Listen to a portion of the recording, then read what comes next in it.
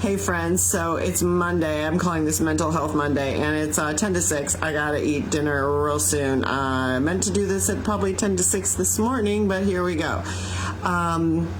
There's been a lot of talk. This has been my 28-day brain and body reset challenge. We're rounding it out at the end. Wednesday is the last day. We've been just having a phenomenal time. And we've been really talking about and digging into what's going on between the brain body challenge, the brain, number one, and focusing the whole time on thoughts and thought patterns.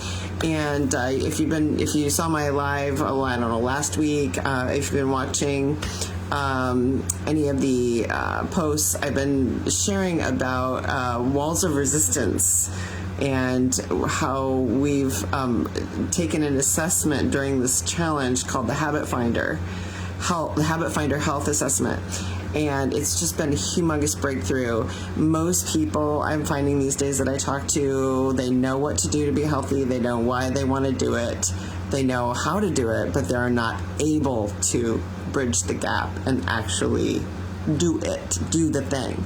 So again, it doesn't matter what, you know what it is, you know why you want to, and you even know how to, you just can't make yourself do it. So this assessment that we took is blowing my mind. It helps us to uncover all of the resistance that we're having as a society, and human beings are all the same.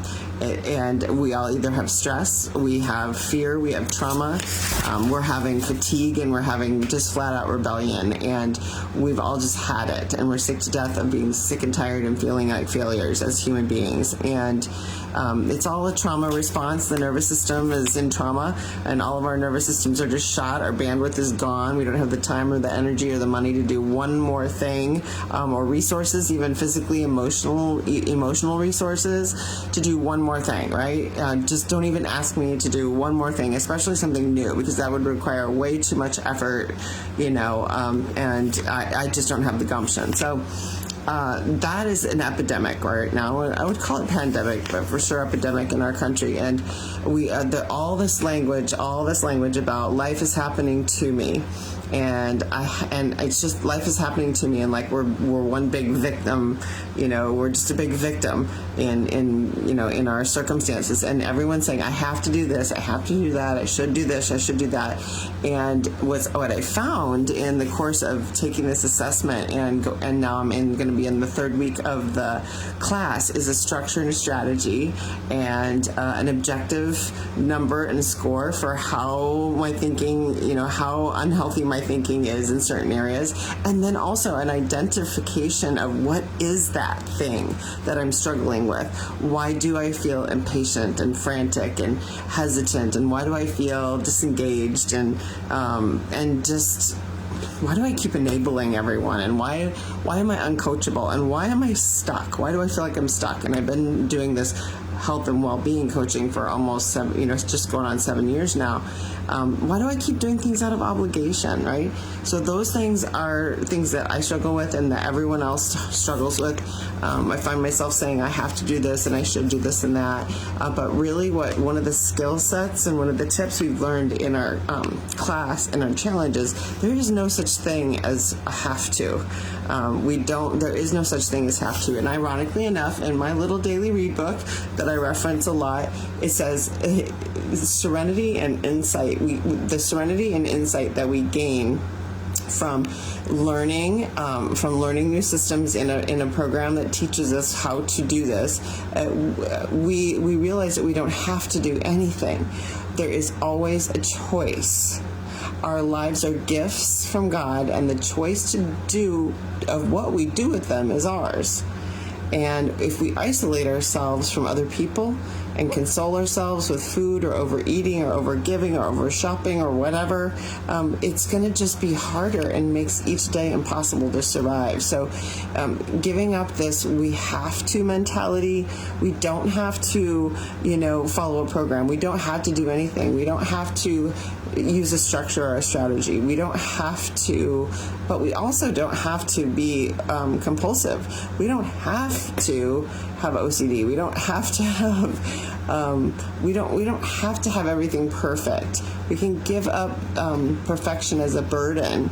So and it's a proven fact, and this says right here, it's a proven fact of experience from countless people that the most satisfying thing you can do with your life is to give it back to the one who gave it to you, and freely.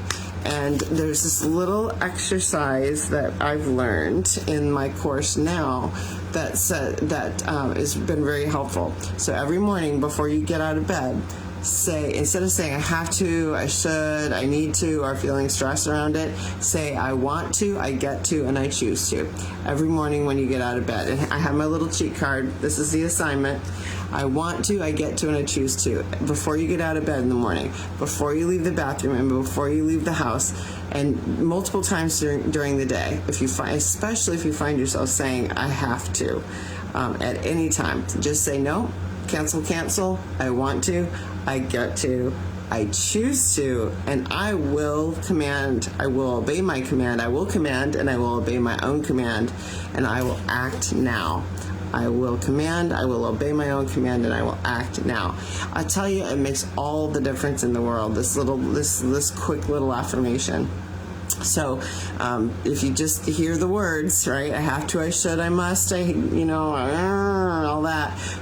Nope, cancel, I want to, I get to, I choose to, I will obey my command, and I will act now, and do it with a smile on your face. I admit, first thing in the morning, there's no smile on my face.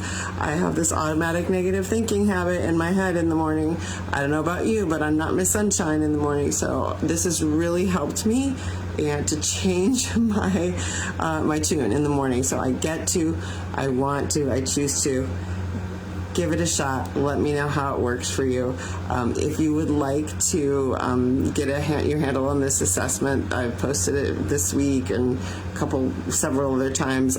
Just let me know. It takes like 15 minutes to do. Tomorrow night there's going to be a class on how to look at your results, how to understand and interpret your results, how to get the most out of them that impacts your health and breaks you free from frustration and your frustration and your stuckness, and gets you free from just being stuck where you don't want to be, and where life doesn't show up the way you want it to show up.